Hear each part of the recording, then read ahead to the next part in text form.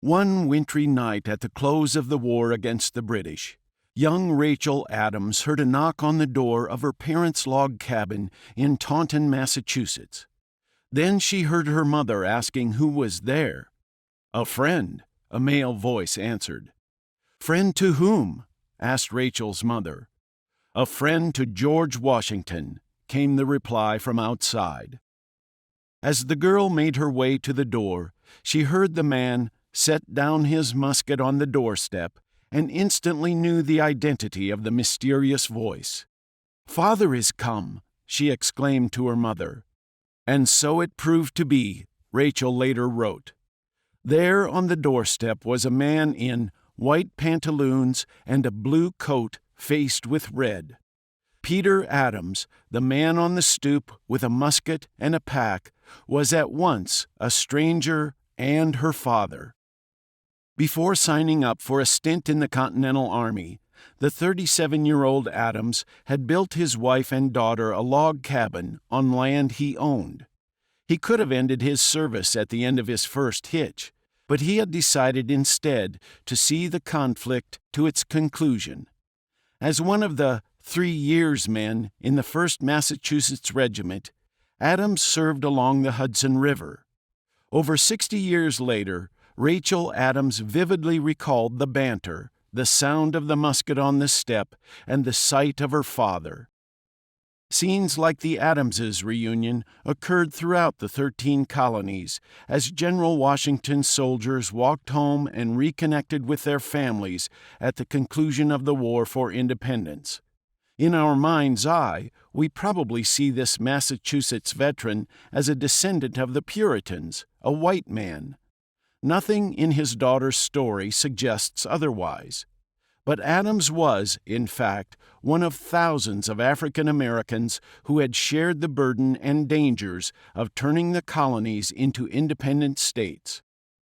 Unlike the occasional white veteran of the Revolutionary War, who left a trail of letters or a diary, African American veterans are more elusive.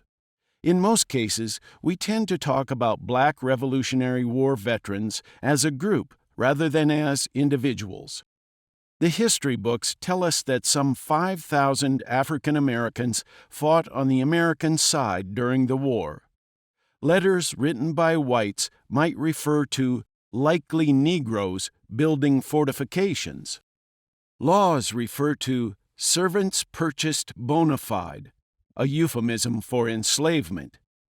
African Americans appear in the sources, but they are usually somewhat anonymous because they left almost no letters and their stories often got lost. It is for this reason that they get such scant coverage in African American history. Scholars of African American history have emphasized slaves and the people who worked to liberate them, abolitionists, Black and white, many of whom wrote letters, petitions, and memoirs, and whose names appeared in newspapers.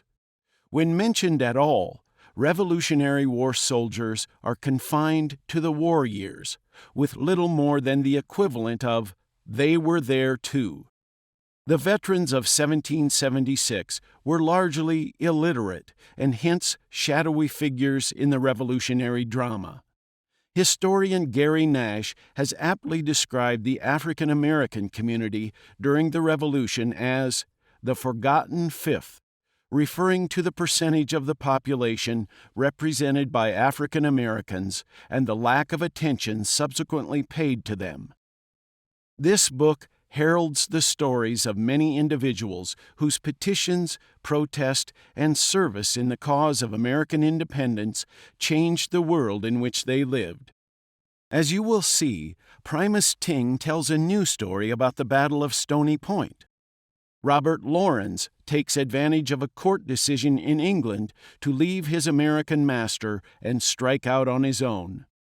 Thomas Lively loses his right eye at Monmouth, sustains a leg injury at Charleston, and survives as a prisoner of war for 14 months, but is back in the Army to see Cornwallis fold at Yorktown.